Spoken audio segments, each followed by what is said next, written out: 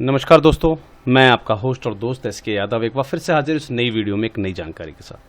दोस्तों, आपके अपने चैनल द एनजीओ गुरु में मैं आप सभी का स्वागत करता हूं। अगर आपने अभी तक चैनल को सब्सक्राइब नहीं किया है तो सब्सक्राइब बटन प्रेस कर दीजिएगा और साथ ही लगे इस बेल आइकन को प्रेस करना मत भूलिए, जिससे कि आपको सभी नोटिफिकेशन समय समय पर मिलते रहें, क्योंकि आपके इस चैनल पर डिफरेंट काइंड की जो है ग्रांट इन्फॉर्मेशंस जो है लगातार प्रोवाइड आपको की जा रही हैं, जिनका लाभ उठाते हुए बहुत सारी संस्थाएं अपना आवेदन जो है प्रस्तुत कर रही हैं।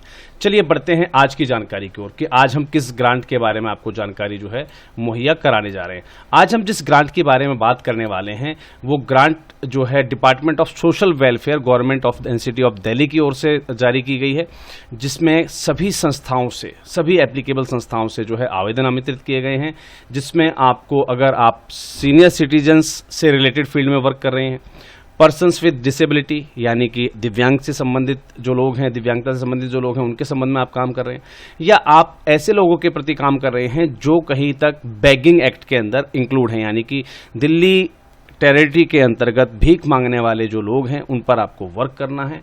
उसके लिए जो है आपने अपना प्रपोजल जो है यहाँ पर सबमिट करना है, जिसके लिए बताया गया है कि 2023 और 24 फाइनेंशियल ईयर के लिए जो है ग्रांट एप्लीकेशन चालू हैं और इसको जमा करने की अंतिम तिथि 29 सितंबर 2023 है। आपको आपके आवेदन 2 हार्ड कॉपियों में 2 सेट के अंदर आपको इस पते पर भेजने, जो कि पता आपके सामने इसमें दिया गया है। यहाँ पर देखिए, authorise signatory voluntary action cell, ध्यान रखिएगा एड्रेस मैं रिपीट कर दे रहा हूँ, voluntary action cell VAC department of social welfare government of NCT of Delhi, 7th floor MSO building IP estate Delhi 110002। यहाँ पर आपको बाया पोस्ट 2 कॉपियों के अंदर आपको अपना आवेदन सबमिट करना है। और इस प्रोजेक्ट से संबंधित अधिक जानकारी के लिए या इसकी गाइडलाइंस के लिए हमें निर्देशित किया गया है कि हम socialwelfare.delhi.gov.in की साइट पर जाकर वहां से चेक कर सकते हैं। तो देखते हैं कि इसकी गाइडलाइंस क्या है और इसके लिए किस प्रकार का प्रारूप हमें बनाकर देना है, उसकी जानकारी हम इस साइट से निकालते हैं। चलिए जी, socialwelfare.delhi.gov.in इसको मैं यहाँ पर सर्च कर लेता हूँ, socialwelfare.delhi.gov.in। देखिए, मैंने यहाँ पर इसको सर्च किया।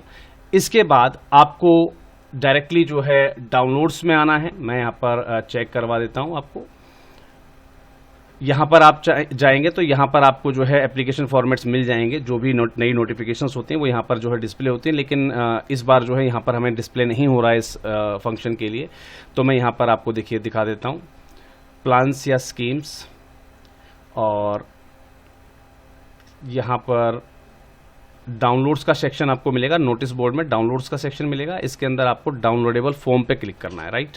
यहाँ पर क्लिक करने के बाद देखिए, यहाँ पर आपकी एप्लीकेशन आपको मिल जाएगी, एप्लीकेशन फॉर रिकरिंग या मेंटेनेंस ग्रांट। ये देखिए, एप्लीकेशन फॉर रिकरिंग या maintenance grant from director of social welfare Delhi administration, Delhi grants to social welfare organisation rules 2008, right. यहाँ पर आपको ये चीज़ मैच कर लेनी, क्योंकि हमारे नोटिफिकेशन में यही बताया गया है। ये देखिए, the grants to social welfare institution या organisation by the government of national capital territory of Delhi rules 2008, यहाँ पर हमारा सेम मैच हो रहा है। तो हमें यहाँ से ये जो एप्लीकेशन फॉर्म है इसको ले लेना है। यहाँ पर 3 फॉर्म दिए गए हैं, application form, form for agreement and the form IV यानी कि बॉन्ड आपका दिया गया है। तीनों पर एक बार जो है निगाह मार लेते हैं। सबसे पहला है हमारा एप्लीकेशन फॉर्म। ये देखिए, इस प्रकार का एप्लीकेशन फॉर्म है। इसको आपको जो है फाइनेंशियल ईयर 23-24 आपको यहाँ पर टैग कर देना है। यहाँ पर आपसे पूछा गया आपकी संस्था का नाम, आपका full location and full address, आपका name and address of the parent body, अगर कोई है आपकी पेरेंट बॉडी आपकी संस्था की तो वो आप यहाँ पर आपको जो है डाल देनी है। डेट ऑफ स्टेब्लिशमेंट यानी कि संस्था के रजिस्ट्रेशन की डेट आपको डालनी है। Registration number and date of registration under society registration act, ये आपको जो है पर मेंशन कर देना है। Date of establishment of the parental body, अगर आपकी कोई पेरेंट बॉडी है उसका डेट ऑफ स्टेब्लिशमेंट क्या है वो आपको जो है यहाँ पर फिल कर देना है। अब constitution of the governing body या मैनेजिंग बॉडी, आपको एक जो है एक कॉपी अलग अलग से जो है आपको मेंबर्स के लिस्ट की जो आपको इनक्लोज कर देनी है, राइट। ब्रीफ में आपको एम्स एंड ऑब्जेक्शंस देने हैं आपकी संस्था के, और नेचर ऑफ करंट एक्टिविटीज आपको देना है। Whether the service are open to all caste and creeds, आपकी जो सर्विसेज हैं वो ऑल कास्ट और क्रीड्स के लिए ओपन है कि नहीं, यस और नो आपको जो है यहाँ पर मेंशन कर देना है। देन आफ्टर आपको डिटेल्स ऑफ स्टाफ एम्प्लॉयड, आपके जो स्टाफ की डिटेल है यानी कि नाम और डेजिनेशन, उनकी एज, उनकी क्वालिफिकेशन, उनका डेट ऑफ अपॉइंटमेंट, उनका पे स्केल, प्रेजेंट पे क्या है, और डेयरनेस एंड अदर अलाउंस, जो भी उनको आप अलग से अलाउंस दे रहे हैं वो सारी डिटेल आपको यहाँ पर मेंशन कर देनी है। Details of inmates and other benefits catered during the past 3 years, पिछले 3 सालों में आपने जो भी सर्विसेज दी हैं उनके अंदर जो भी बेनिफिशरीज थे उनका आपको यहाँ पर डाटा प्रोवाइड करना है कि बिलो 12 ईयर्स जो मेल और फीमेल कितने हैं बेनिफिशियरी में आपके, और यहाँ पर जो है 20 लिखा है, उसके पीछे 2002, 2020, 2021, 2022 यानी कि 2020, 21, 22 इस टाइप से बना के, और इसको आपको जो है कंप्लीट कर देना है।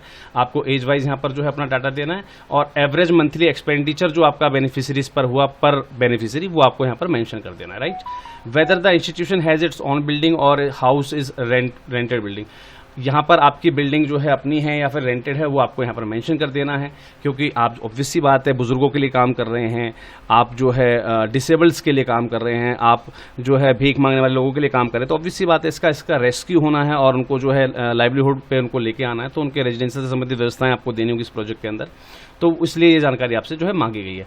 Statement of income and expenditure during the past 3 years, पिछले 3 सालों की जो है आपकी इनकम और एक्सपेंडिचर्स क्या रहे रेजिडेंशियल और नॉन रेजिडेंशियल के अंदर, ये आपको तीनों सालों की व्यक्त करनी है। देखिए नॉन रेजिडेंशियल में 2021, 22 और 23 यानी कि 20, 21 और 22, और यहाँ पर 20, 21 और 22 नॉन रेजिडेंशियल में क्या आपकी इनकम एक्सपेंडिचर रहे और रेजिडेंशियल्स में आपके क्या इनकम और एक्सपेंडिचर, ये आपको जो है आपके डोनेशंस और चैरिटीज़ क्या हैं, इंटरेस्ट गेन फिक्स्ड डिपॉजिट, अगर कोई फिक्स्ड डिपॉजिट या कैपिटल इन्वेस्टमेंट अगर आपकी थी तो उसके बारे में आपको जानकारी देनी है। मेंबरशिप एंड सब्सक्रिप्शन फीस आपकी क्या है, ग्रांट इन एड आपने गवर्नमेंट ऑफ इंडिया से कितनी ग्रांट ली है, दिल्ली से आपने कितनी ग्रांट ली है, म्यूनिसिपल कॉर्पोरेशन ऑफ दिल्ली से कोई ग्रांट ले रखे, जो भी आपकी पिछली ग्रांट्स हों दिल्ली गवर्नमेंट से रिलेटेड वो आपको यहाँ पर दे देनी है। अगर अदर डिपार्टमेंट्स की हैं, गवर्नमेंट ऑफ इंडिया की सेंट्रल की कोई ग्रांट थी आपके पास तो उसकी डिटेल आपको यहाँ पर दे देनी है।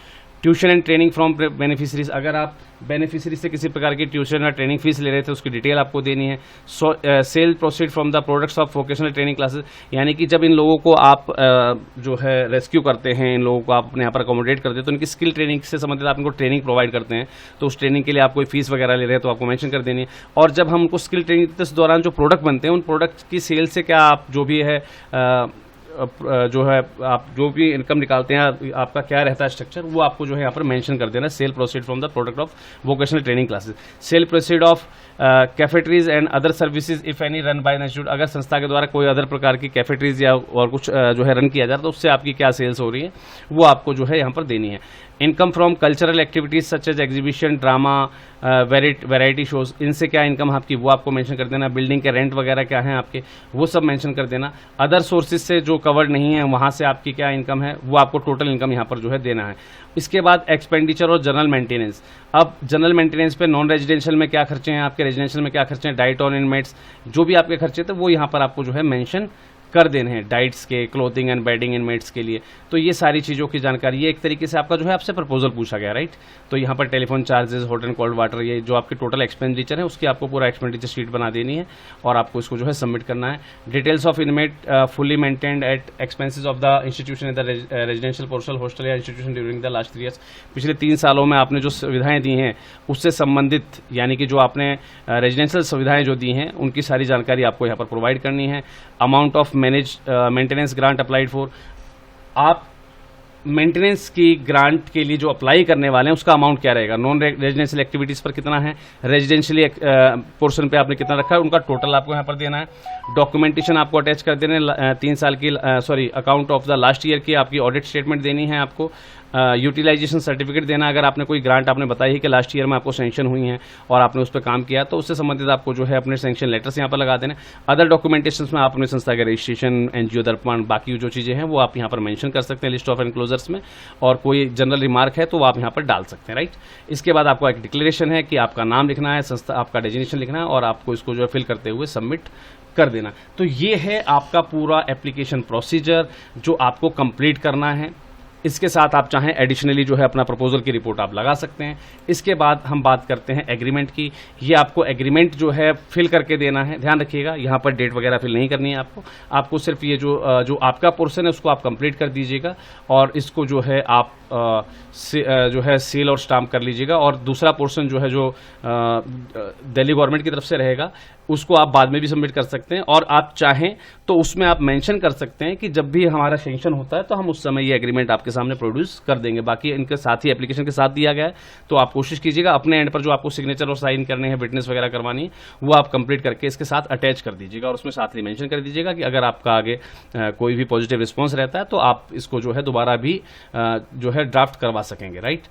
इसके बाद करते हैं, दिल्ली गवर्नमेंट एक बॉन्ड लेती है आपसे। ये बॉन्ड का फॉर्मेट मैं आपको जो है शो आउट कर देता हूँ। इस टाइप का आपको एक बॉन्ड देना है। ये बॉन्ड पेपर आपको जो है साइन करके फिल करके आपको जो है सबमिट कर देना है। ये डायरेक्टली आप जो है साइट, मैंने आपको बताई, साइट से आप डायरेक्टली जो है डाउनलोड कर पाएंगे। मैं एक बार फिर से आपको समझा देता हूँ। socialwelfare.delhi.gov.in पर आपको आना है। यहाँ पर नोटिस बोर्ड पर आपको क्लिक करना है। इसके बाद डाउनलोड्स में आना है और डाउनलोडेबल फॉर्म्स पर आप क्लिक करेंगे तो आप सेम पेज पर पहुंच जाएंगे, जहां पर आपको 5वें नंबर पे जो एंट्री मिलेगी, 5th नंबर पे जो एंट्री मिलेगी, इससे आप ये तीनों फॉर्म जो है डाउनलोड करके फिल करके सबमिट करवा सकते हैं। सबमिट करवाने के लिए मैंने आपको ऑलरेडी बताया हुआ है कि कहाँ पर ये सबमिट करने, ऑलरेडी एड्रेस यहाँ पर दिया हुआ है। 29 सितंबर लास्ट डेट है। तो यहाँ पर आप चाहें तो जो है 50 लाख से ज़्यादा की ग्रांट सालाना आप यहाँ से प्राप्त कर सकेंगे। आपका अच्छा सा प्रपोजल बनाइए। अगर आप संबंधित क्षेत्र में पहले से काम कर रहे हैं तो बिल्कुल आप इस ग्रांट के लिए एलिजिबल हैं। 3 साल की आपकी ऑडिट्स वगैरह की रिपोर्ट आपको सबमिट करनी है और संबंधित क्षेत्र में आपका पहले से काम करते हुए होना अनिवार्य है। चलिए, उम्मीद करता हूँ आज की जानकारी आपको पसंद आई होगी। मिलते हैं अगले किसी और वीडियो में नई किसी जानकारी के साथ। तब तक सभी को जय हिंद, जय भारत, धन्यवाद।